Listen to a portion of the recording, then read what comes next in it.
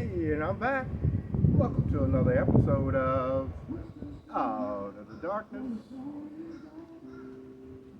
and Into the Light. And of course, you know what I'm going to say next. I just love the way that sounds. And I love the way that feels. It's such a great day to be alive. It's such a beautiful day outside. The universe has blessed us with another beautiful day. Namaste. Namaste. God is so good. The universal creator is so good. And today is just such a beautiful day outside. I know I got my little jacket on, but this is my signature for my outdoor shot. And of course, we're outside today, baby. We outside today. Aha! Let's say hello to natural. Hi, natural. Let's say hello to nature. Hi, nature. You know what? Nature is looking more and more beautiful every time I see nature. Isn't that something? Nature is so beautiful every time I see nature. You have to take out time to really view nature, the natural realm. Look at all the things that made up of the natural realm. We got such a beautiful, beautiful place to live in. This place, this planet we call Earth. Gaia, Mother Earth, where we get the expression Mother Nature, Mother Natural, Mother Natural. We're out here in the natural. All right, not the natural like the naked natural. We ain't gonna do no naked natural. We in the natural, like grass and trees natural, right? All right. So, always, I'm gonna start out with these two of my favorite quotes. And these are my favorite quotes because they're so profound. It's just such a simple solution to some complex thinking and situations. So here's the first one. Hopefully I can remember them because I have to memorize them, and I got them memorized. Here we go. The first one is,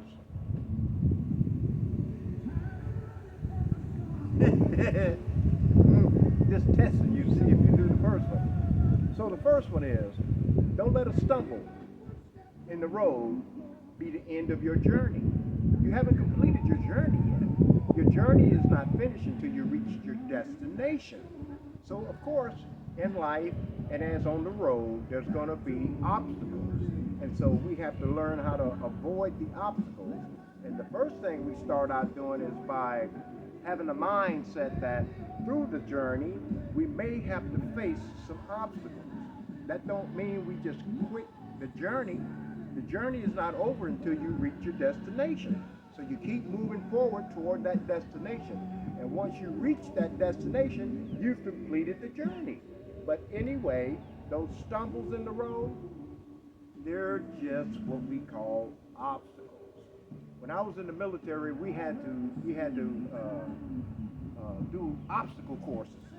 And in the obstacle course, you start out running, going across the rope bridge and the monkey bars and climbing up the wall and just doing all kind of physical fitness stuff and crawling under the barbed wire, and we did it continually until we were able to perfect the art of going through that obstacle course. And each obstacle, you had to figure a way to complete the obstacle and not let it hinder you because you were also on a time schedule. And so you had so much time to complete the obstacle. And that was the object, is to get you on this timer to complete the obstacle course full of obstacles. That's the name. So it is with life. So it is with the road to our destination. That journey could be full of some stumbling blocks or obstacles, but we're not going to let them prevent us from reaching our destination because we're already aware, we're prepared. You don't never travel down the highway. Me as an ex-truck driver, over-the-road truck driver, have been on many highways. In the GPS, I'm following the GPS and it's telling me where to go. Before GPS, we used to have to use a map, Thomas's, and a pulled out map. but the GPS is telling me where to go. Cool. There was an app that would tell you when there was construction planned on that road, but in most cases, you never knew. So you're traveling down this highway, and the next thing you know, you see signs saying road work ahead, next 25 miles, next 10 miles, and then pretty soon you start seeing the cones laid out where they're narrowing down the lanes because they're going to be working on a particular side of the highway, and then it would start to bottleneck. Well, I didn't panic because I was prepared. I was prepared that if any time I'm driving down this highway and there's a road construction or even a detour, they'll guide you around the area that they want you to avoid. And so if you follow the detour, you will avoid the obstacle or the stumbling block in that highway. And so this is the great example of how life is. You follow life's GPS and you're trying to make it to your destination, but between that time and you reaching your destination, it's called your journey. And through your journey, you may encounter stumbling blocks or obstacles. So don't let a stumbling block or an obstacle be the end of your journey. I know, I'm cooking today, baby. Number two. Boy, Number two, if people are doubting how far you can go, you go so far you can't hear them no more. That's a good one. That's a good one. It's a polite way of just ignoring them. They're doubting how far you can go. Oh, only you know how far you can go. So if they're doubting how far you can go, then we don't want the doubters. We don't want the haters. We brush them off. If they're doubting how far you can go, then you go so far you can't hear them no more because they're trying to influence your psyche to convince you that you can't do whatever that is, you can't complete whatever that is. And so if they're doubting how far you can go, then you go so far you can't hear them no more. Now they're no longer effective in your environment. They're no longer producing and presenting you with a bunch of negativity about something positive that you're trying to achieve. So it says that people. So remember, it said people. It didn't say a person. It said people. So that could be your mother, that could be your father, that could be your brother, that could be your sister, that could be your cousin, that could be your teacher, that could be your preacher, that could be the list goes on. If any one of them are doubting how far you can go so far you don't even hear them no more. And then when you don't hear them no more, there's an expression for that. It says, out of sight, out of mind. If it's out of your sight, it's out of your mind. Out of sight, out of mind. So if people are doubting how far you can go, you go so far that you can't hear them anymore. Now don't go so far that you still hear them and they're silent. I mean, they kind of at a low volume. Yeah, no, you ain't went far enough yet. Go so far you can't hear them no more.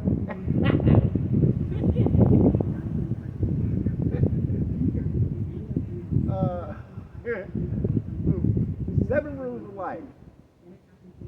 That's the number one rule, I believe. The 7 rules of life was the number one. Let it go. No. Well, yeah, let it go. Let it go. Don't bring a bad yesterday into today. No, that was the 8 toxic people you should just get rid of. Those who spread negativity. That's the ones who are doubting how far you can go. So that's one of the 8 toxic people you should just get rid of. But first, we're going to get rid of them up here. We're going to flush them out of here. See, we're going so far we can't hear them no more. We're going to flush them out of here. And then, if we can't flush them out of here, then we flush them out of our existence. We flush them out of our environment. Yeah, I said existence because this realm that you live in and everywhere you traverse in this realm is considered a world. Right now, I'm in my world. If I walk across the street, that's a whole nother world. See? And so you make sure that you let nobody, you let nothing, no thing stop you. What's that group? 2 guys. They wrote a lot of songs for Huff and Gamble. No, they wrote a lot of songs for the Philadelphia record label. McFadden and Whitehead. Ain't no stopping us now. We're on the move. Ain't no stopping us now. We got to go. It says, there's so many things that's held us down, but now it looks like things are finally coming around. I know we got a long, long way to go. And where we end up, I don't. Look at that beautiful butterfly. Did y'all see that? Oh my God, that was beautiful. He made me lose my train of thought. McFadden and Whitehead. It says, there are so many things that's held us down, but now it looks like things are finally coming around. And I think it says, and we got, we don't really, the people don't really have nowhere to go. When you ask them where they're going, they don't know. But we won't let nothing hold us back. We're going to pull ourselves together. We're going to tighten up our act. And if you've ever been held down before, I know you'll refuse to be held down anymore. Don't you let nothing, no thing stand in your way. Want y'all, that's old country, I want y'all to listen. Want y'all to listen. He repeated it twice. Listen. Twice. To every word he says. Ain't no stopping us now. That's the most positive affirmation you can ever make. There's no stopping me now. I'm on the move. We like a locomotive. We like an airplane. Once it takes off, it volunteers to land. The pilot volunteers to land it, unless it's crashing. Ain't no stopping that plane now. It's on the move. Ain't no stopping that cruise ship now. It's on the move. The only time it's going to stop is when it gets to its destination. And it may be some stumbles in the road. It may be some stumbles on the highway. It may be some stumbles in the ocean. It may be some turbulence in the air.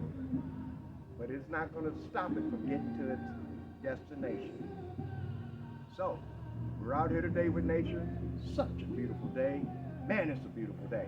I really wanted to take the camera and get some shots, but I got the camera on a stationary tripod, and so I can't swivel it.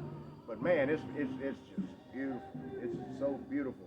I think instead of doing the other Out of the Darkness Into the Light episode where I usually do it inside or in the studio, I think I may do it out here, and so we could do we could see the beautiful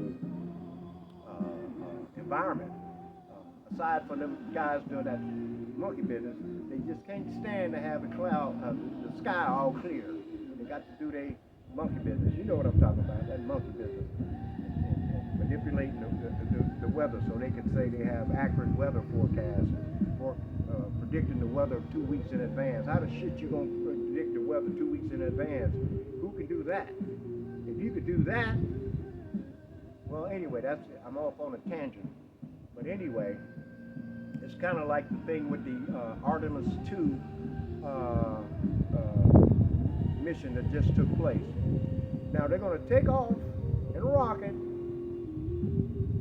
spend all this money to go around the moon so they can see the dark side of the moon and have people in the capsule or in the rocket so we can circle I almost said the fucking moon. Whoops, I did. Shit. The hell? Who wastes all that money to circle the moon? Back in the 50s, they wasted money and went to the moon, supposedly. You would think with all this technology, HD and high definition and artificial intelligence and all these military, ballistic, super sensational technology we got, they would stop on the moon. Shit. I mean, I didn't mean to say shit. Yes, I did. They would stop on the moon. No, they're going to fly by. And don't make it so bad. Every image that they show of the Earth Now notice they could show the Earth. So they got this camera on the rocket showing the rocket taking off, and every layer that leaves, you can see each stage of the rocket leaving the rocket. Where's this camera at? Because where's this camera at? And then, hold up, I ain't through yet. Wait a minute. So now, they're showing this beautiful, the blue marble is what it's called, the blue marble, the fake presentation of Earth, the blue marble. The guy, he was a whistleblower, and he said he was the one who did the, what is it called, with the Photoshop. He photoshopped the blue marble. That's why every image of the Earth that you see, it's the same image. You would think if a satellite is traversing the Earth and the Earth is supposed to be spinning, you're not going to see the same exact shot every time, but that's what we get. And then they're going to say they're approaching the moon, and it's the grainiest image with the greatest technology. I don't get it. Look at my image right now with my phone. Come on, man. And you going around the moon, and we can barely make out what the hell the moon is? Come on, man. You can see the moon more clearer just standing here on Earth. And they close to the moon. They never went to the moon. Come on. Are we that stupid? Apparently so. And then, hold up, wait a minute. So the heat shield on the capsule coming back. The heat shield is withstanding, is it 5,000 degree Fahrenheit of heat coming back into the Earth's atmosphere, and the heat shield is to protect the people on the inside. Okay, baked potatoes.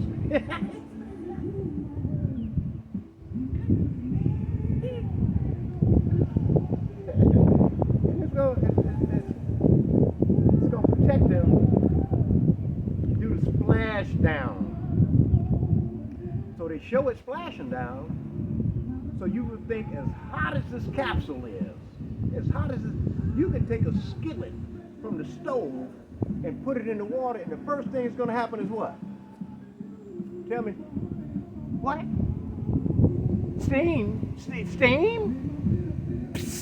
Steam. Oh, okay. and so the capsule lands, no steam. No steam. What the hell? And they immediately go up to the capsule and start. No, the thing needs to cool down. Even a pot needs to cool down. They have pot holders. You put the hot pot out the oven onto the pot holder. That's only 450 degrees. Wait a minute. They're going to get me for saying that. But, yeah, get me anyway. Come on now. Are we that stupid? Apparently so. So this thing is just hot as hot can be. Touches down in the ocean. No steam, no bubbling, no. Hold up, let's wait a minute before we get these guys out. And then they come out like hey, everything is all cool. Ain't nobody came out and said, God damn, it was hot in there. Shit. Nothing like that. That was a pretty good movie. They should get an Academy Award for that. Get an Academy Award for that one. That was a pretty good movie. And then the thing is, they never left in the rocket. The rocket took off, but it landed in the ocean. It never made it. So the rest of that stuff is done in Houston at the main NASA control center. They just playing with the computers. CGI and notice everybody's hair, especially the women, it just sticks up the same way. What?